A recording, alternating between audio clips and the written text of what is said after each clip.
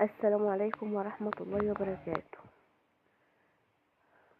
قبل ما نبدأ الفيديو ما تنسوش تصلوا على النبي وتعملوا اشتراك في القناة وتعملوا لايك للفيديو. النهاردة زي ما انتوا شايفين هنعمل كبدة مع بعض، طريقة سريعة جدا وسهلة وبسيطة وطعمها تحفة.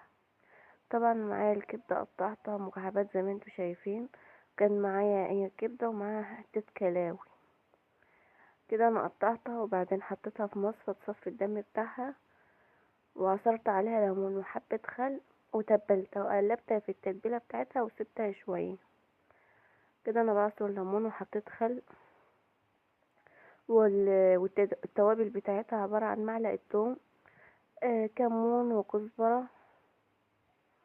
معايا كمون وهحط الكزبرة واسيبها بقى مع نفسها.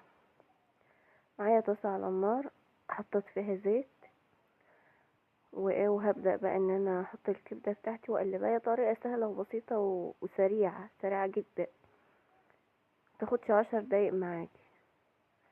وننزل بقى بالكبدة بتاعتنا ونبدأ ان احنا نقلب فيها.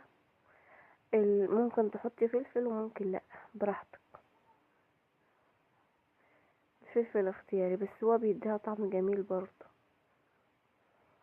انا ما حطيتش فلفل كتير، حطيت قرنين فلفل. هبدأ ان انا اقلبها لحد ما هي مش بتاخد وقت خالص، تستوي بسرعة.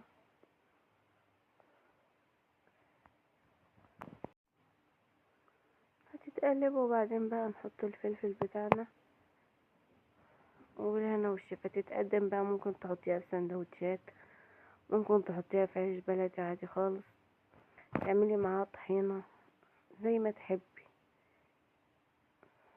أكلة سريعة وسهلة. والسلام عليكم ورحمة الله وبركاته.